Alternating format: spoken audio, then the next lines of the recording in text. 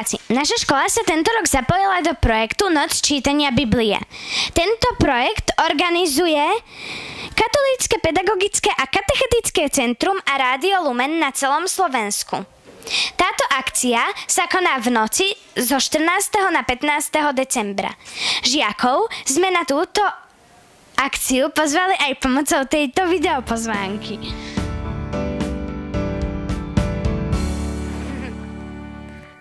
Milí naši priatelia, rodičia a žiaci. Katolícke pedagogické a katechetické centrum a Rádio Lumen vás pozývajú na biblický projekt Noc čítania Biblie.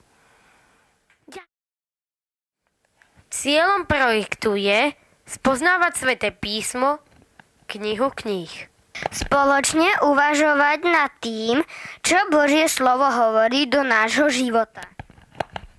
Spoznávať svet autora Biblie a svet textu Biblie, porozumenie obrazov, symbolov a literárnych žánrov Biblie. Za biblickým príbehom odkrývať ešte jeden príbeh, príbeh každého z nás.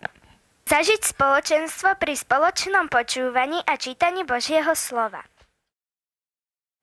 Príďte aj vy na noc čítania Biblie, ktorá sa uskutoční v noci z 13. na 14. decembra 2013. Samozrejme, bude to aj na našej škole. Tešíme sa na vás!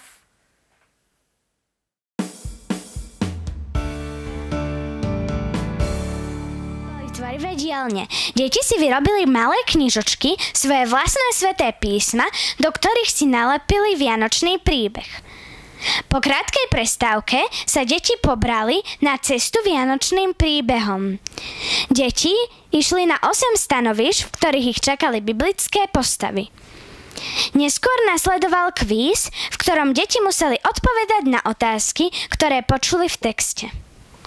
O 9:45 sa pobrali na omšu, ktorá sa začala o 22:00.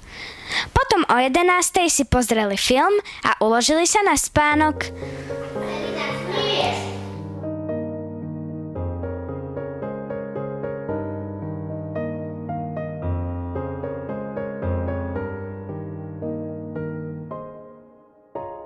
Na všetkých stanovištiach deti stretli jednotlivé postavy z biblických príbehov, ktoré sa čítali.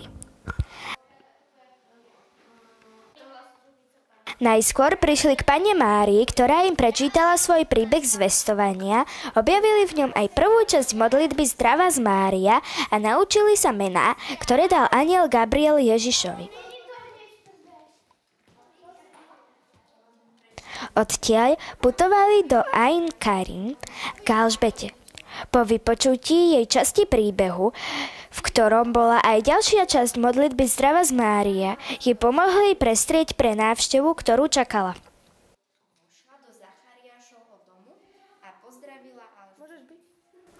Potom sa vrátili do Nazareta k Jozefovi, kde sa dozvedeli, ako príbeh pokračoval a pomohli mu trochu v jeho stolárskej dielni.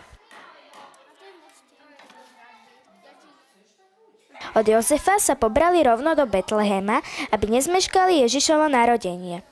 Aby mohol malý Ježiš dobre spať, najskôr ho prebalili a potom mu zaspievali koledy.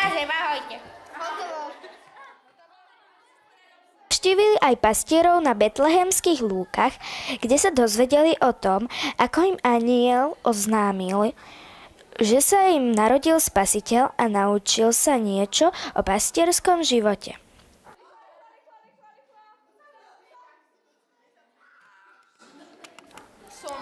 Na ďalšom stanovišti sa dozvedeli o tom, ako bol Ježiš obetovaný v chráme.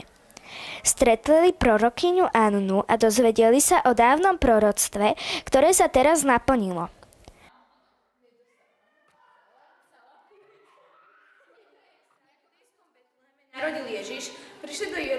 U 3 kráľov sa dozvedeli niečo o hviezdach, hlavne o súhvezdí Veľkej medvedice a tiež o daroch, ktoré mudrci Ježišovi priniesli. Nakoniec skončili u Herodesa a keď sa dozvedeli, že chce zabiť Ježiša, pomohli Jozefovi nájsť správny smer do Egypta.